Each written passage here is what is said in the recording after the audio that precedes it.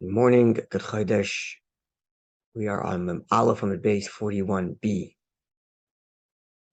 Just feel it appropriate to share quickly what the Rabbi mentioned this morning after davening, citing to the discourse, the mimer that he is teaching in the morning before Shachris, before davening. And the mimer, this discourse is delivered in 1976 on this day, on the last day of Tishrei. And the main takeaway is that considering that the name Tishrei applies to the entirety of the month, as well as the biblical name for the month Tishrei, which is the 7th month, Chodesh Hashvi, also applies to the entire month. Then it follows, the Rebbe makes the case, that every day of this month and every hour of this month contains within it every element of the month. Because today is still called the 30th of Tishrei, the 30th of Chodesh Hashvi, the 7th month. So if by Torah we refer to it as Tishrei, and everything that Tishrei is expressed in this day as well. As the Maimar goes on to explain, weaving together and kind of, summarizing all the energy of the month of Tishrei, even though they have so many holidays and each is its own world. Rosh Hashanah, the 10 days of repentance, Yom Kippur, the days between Yom Kippur and Sukkot, Chol Hamoed, Shmini Atzeres, Simchas Torah, Shana Rabbah, Yaakov HaChadarka, the post-Simchas Torah service, each of its own world. But they all come together in this essential manner and are present every single day and every hour of the month. So on this last culminating day of the month of Tishrei, all of that energy comes to its height. And therefore all the blessings, all the connections, all of the good resolutions that we've packed up into our luggage, as the previous Rebbe would say, throughout the month of Tishrei, are all present. They are all here on this day, this last day of the month of Tishrei, and we take it with us, with Hashem's help, throughout the year. So in addition to it being Rosh Chodesh Cheshvan, which itself is significant, like every Rosh Chodesh, it's also the last day of Tishrei. So thus it's this bridge between all the blessings and all the inspiration, all the connections of the last month that we have labored over and enjoyed and been uplifted by. Today's the bridge which brings it all to the year to come. So it's a unique and special day. This is the day that bridges it, as you say, brings it into the. That's right. Because it's Rosh Chodesh Cheshvan, but it's the last day of Tishrei. Oh, that makes sense. Right? So it still has all the energy of Tishrei as you bring it into Cheshvan. Yeah, I mean, not technically, it's still in Tishrei, it's 30th of Tishrei, but it's we celebrate Rosh Chodesh Cheshvan today, right? Right. When we bless the new month, we say Rosh Chodesh Cheshvan is going to be today, even though it's the 30th of Tishrei. Is this always a 2-month, 2-day Rosh Chodesh? Yeah. Was it designed that way by the rabbis for that purpose? I don't know if it's for this purpose. I believe the reason why they have these alternate, they have the amount of months that are full 2 days or 1 day Rosh Chodesh, full or missing, as it's called. I believe it's mostly astrological. No, that I know, but it always, this month always. Yeah, perhaps I don't know. But perhaps that's the reason. Yeah. Right, Tishrei is always one. Keep that bridge. Tishrei is always 1 day Rosh Chodesh. Right. Second day of Shana is the second day of Tishrei, and Cheshvan is always 2. Okay. So let's go to our Gemara. So the Gemara now gets into quite a number of statements with regard to flattery. Oh, thank you. Oh, thank you very much. So couldn't resist, huh? A few statements regarding the issue of flattery. So let's keep in mind what we learned yesterday, and that will be like the framing by which we go through the Gemara forward. I don't have all of my thoughts fully formulated in all these statements, but I'm going to tell you where my thinking is based on the framing from yesterday. So what we extracted from the Gemara is that in essence, flattery is a thank you. In essence, flattery is dishonest, and therefore a net negative that has negative impact on society at large. Nonetheless, that's the broad general strokes. Nonetheless, under the correct circumstance, when dealing with the wicked, especially a non-Jewish wicked that has dominion over Jewish people, a dictator of some sort, then, if necessary, then flattery is a tool that someone could use as part of lobbying on behalf of the Jewish people.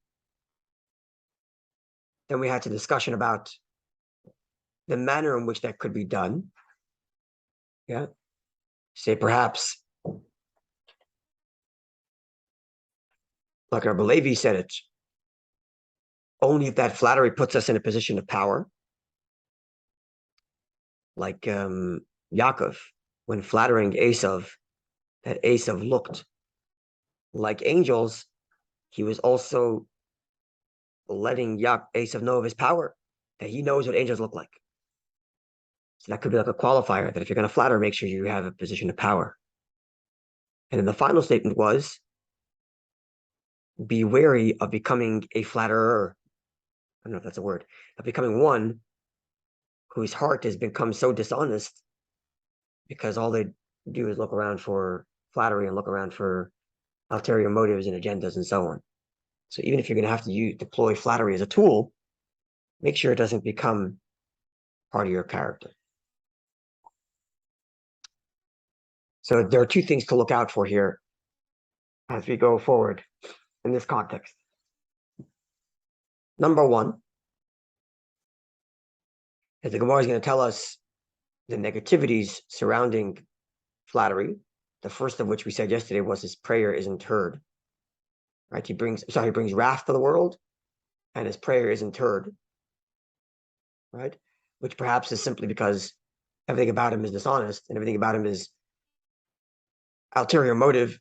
So his prayer also has that element of dishonesty. Perhaps. So that's the first thing to look at, is what are the specific negative traits associated with flattery that we're going to list, number one. Number two, another thing to look out for perhaps is whether the comment is made about the act of flattery or about someone who has become a flatterer, someone whose heart is full of flattery. Because we're going to see both of those expressions. And I think we should keep that in mind as well. Whether we're referring to the act, like someone using the tool of flattery, or if referring to a person becoming someone whose heart is full of flattery, and that's just a dishonest heart considering the amount of flattery the person's employing. So all he's looking for is angles and ulterior motives to use others. So those are the things, excuse me, that I think we should look out for as we read the next few lines of the Gemara. So to start, the Gemara gives us a mnemonic. I think that's the right word. And each word of the mnemonic tells us about a statement that's going to follow. Siman, our mnemonic is Af, means wrath. Ubar, a fetus. Gehenim, purgatory. Yadai, his hand. Nida, and Goyla. So let's see. So the previous statement was by Rabbi Eliezer, which said that anyone who has got flattery within him brings wrath to the world, and his prayer isn't heard. So the statement now also follows from Rabbi Eliezer. It's interesting to note that the Gemara breaks it up. Even though the first of the mnemonics, which is wrath, is a reference to the statement we read yesterday, but this mnemonic does not come before the statement read yesterday. It comes after the statement read yesterday, as if the statement read yesterday is related to what we discussed yesterday, and the statements going forward are something else. but they're somehow linked because they're all in the same mnemonic. You follow what I just said? Right? The first two of the mnemonics is wrath and fetus. So wrath refers to the statement we said yesterday, that someone who got flattery within him brings wrath to the world, brings God's wrath to the world. That's already been covered. It's already been covered, but the mnemonic comes after. And now the next statement we're about to read is about fetus. So it's interesting. On the one hand, the mnemonic comes after yesterday's statement, because if yesterday's statement belongs to the previous discussion, but it's also linked to this one because it's still in the mnemonic. And I think the key lies in what we said yesterday, that yesterday's teaching is self-contained, like there's a flow, right? Maybe that's flattery is no good. Wrath is the overarching. Wrath is part of the overarching message, exactly. So there's flattery is bad for society. Sometimes it's used, make sure to become part of who you are because it just brings negativity to the world. Now, having said that, let's look at the specific negativity related with flattery. And maybe that's the link here. So Rabbi Lezer further says, Kol Adam, any person, sheyesh bo chanufa, that has flattery within him. So here the statement is not about the act of flattery, but someone who has flattery within him. Personality trait of someone who's dishonest and constantly looking for, it's a manipulated person. It's a manipulating person. Constantly looking for ways to achieve what they want by using and flattering and seducing. So anyone who has that trait, afilu uberin shebemei iman, even fetuses in their mother's womb, mekalan oisai kursim. It's pretty heavy. Shenemar, as the verse reads. So this is a verse in Mishlei and Proverbs, which says, Oimer Rasha, Oimer la Rasha, one who says to the wicked, Tzaddik ata, you are righteous. So someone who says to the wicked, you are righteous. So he's doing flattery. He's talking to the wicked, but he's dishonestly calling him righteous. So it says the verse, Yikveyu amim, nation shall curse him. Yizamu umim, and another word for nations, Yizamu means like be angry at him. Execrate. How do you know that word? It comes to the word zam. Zam is like zam is like what's the word? Like chaos and anger and something like that. Like ajav or zam. Like it's another time the word arrives. Okay, so as we just translated it, the curse is coming from nations. But the verse refers to nations in two different terms. First, yikveyu amim, and then yizamu le'umim. Le'umim or amim, which we translated both as nations. But the Gemara is going to tell us there's a different way to read it. But first, the Gemara translates the word yikaveyu, which we translated as cursing. The Gemara is going to tell us that indeed that's the translation. The ein koiv elaklala. The root word of ikveyu is the word koiv, which indeed means curse. Shenemar, as the verse reads, this is Bilam speaking. Loikava el. Bilam says, I cannot curse that which God hasn't cursed. And when he says which God hasn't cursed, the word they use is kava, indicating that koiv is a curse. And then when the verse reads yikveyu amim, it means nations shall curse him. Now then it says yizamu le'umim. The le'umim, which we translated as nations, will be angry and mad at him. That's the best way to translate yizamu. Now says the Gemara, the ein le'um, when we refer to a nation as le'um, it alludes, or it can also mean, it means fetuses. How's that? Shenemar, as the verse reads, this is with respect to Yaakov and Esav, who are the characters mentioned earlier, where Yaakov flatters Esav for a means, right? So when they are both in their mother's womb, and the mother, Rivka, is confused about the fetus, because the fetus is showing excitement when they go by a place of holiness, and some likewise showing excitement, kicking, when she walks by a place of negativity. So she goes to seek out counsel from Shem ve'Ever, who tell her, you have Shnei goyim the bitnech. You have two nations in your womb. Yaakov and Esav. It's twins. And one is this way and one is that way. And one will struggle with the other. Yemutz being struggle. But la'oim means nation over nation will struggle. But here we're referring to nations as they are in the mother's womb, in the fetus. And therefore, Here it says stronger. Sorry? Here, Translate, read the whole English, read the whole sentence. And one people, Leon, shall be stronger than the other people. Yamutz struggle. Okay, not struggle, stronger. But the point, la'um means nation. But here it refers to nation as they are still in their mother's womb, Yaakov and Esav in the mother's womb.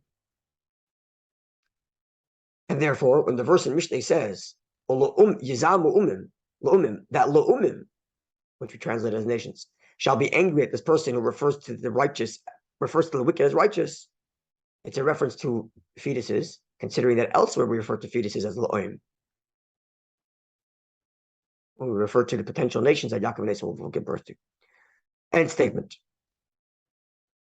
On its basic level, the Gemara is doing an exercise in indicating from verses that even a fetus curses someone who's flattering. I don't have all of this worked out yet, but I'd love to hear is some thoughts that link all of these ideas together. The idea of a nation, the idea of a fetus, the idea of Bilam, associating with Bilam, who's trying to curse the Jews but can't because God doesn't curse them. Right? Which, by the way, that part seems incidental. That part where we introduce, you with me? Right? Yeah, I'm trying to figure it out. When the verse says that nations will curse. So the Gemara translates the word curse for us, the word koiv, citing to Bilam saying God doesn't curse the Jew. Now that part of the pasuk, that nations curse, isn't relevant to Elazar's statement. Elazar's statement is primarily about fetuses cursing the person, which is in the next word, which is yizamu, which the Gemara doesn't translate the word yizamu. These are for us to figure out on our own. Right? But the word koiv, it does translate by associating to Bilam. So I'd like to see this connection between the association of Bilam, where God says, I don't curse the nation. Fetuses do curse. Who are the fetuses that we're referring to? Yaakov and Esav, who themselves earlier were used as a model of Yaakov is flattering Esav by showing him his power. Right? So there's interconnectedness going on here. Right? So I don't have it fully clear, but I'll tell you where my brain is going. First, I just want to pull up the verse in Mishlei quickly, just to see how they translate it here on Chabad.org's translation. Do it quickly. Ktuvim. Where's Mishlei? Mishlei, chapter 24. Pulling up on the screen here. 24:24, where it reads in English. I want to translate Yizamu. He who says to the wicked man, "You are righteous," people will curse him. Nations will be wroth with him. What's wrath mean? Wrath means angry, like wrath. I guess it's a derivative of wrath. Angry, yeah. Angry. Thought so. Okay. So here are my thoughts. When we talk about, tell me where I'm going, but again, this is open to interpretation. It's the Gemara, it's literal level I translated, opposed to the things that are making me think about all these associated verses, and perhaps something like this. We know, of course, that Yaakov and Esav in Rivka's stomach, and one kicking and getting excited when walking by holiness, and the other Esav kicking when walking by negativity, is the prototype for the evil inclination and good inclination, Yitzhar, or animal soul and godly soul. In fact, this verse, where one overpowers the other, is cited by the Alter Rebbe to describe that when the godly soul is active, when the godly soul is kicking, when you're feeling passionate and excited about Judaism, Torah, and God, then my selfish pursuit of the animal soul is dormant. Not gone, he's just not kicking. Esav is still in the stomach, he's just not kicking. When my passions and excitement for selfish pursuit for the animal soul is kicking, the godly soul is there too, but it's dormant. It's only one kicking at a time. My passions and excitement are only for one at a time. Now, using that model, so then what happens? The person, this is my thoughts, the person says to the wicked, you are righteous. Meaning, the person looks at his animal soul and says, you are righteous. And there's the flattery mistake. Not identifying my selfishness for what it is. And deluding myself into saying it's righteousness. Not good. This is what the Chassidim refer to as a Yetzer Hara and a Zaydin Ezupitza. A Yetzer Hara comes packaged in a silk kapata, comes dressed in Hasidic garb. And the Yetzer Hara tells you, yeah, do this. It's very holy. There's lots of examples of this. A classic example is when holiness comes at the expense of someone else. In one's head, one can get convinced that they're doing a holy thing. But in reality, it's their Rasha, it's the animal soul, self-promoting and using holiness as a self-promotion mechanism. Put down someone else, God forbid. So he's saying to the wicked one, you're righteous. Look how righteous you are. You're so righteous, you're even more righteous than the other guy. And really, it's the wicked selfishness. That's a classic example. There are many others like that. Another example. The animal soul comes to you and says, look at you and all the sins you have. You're such a nobody, you have to do a lot of teshuvah. Sounds very holy, but it's not.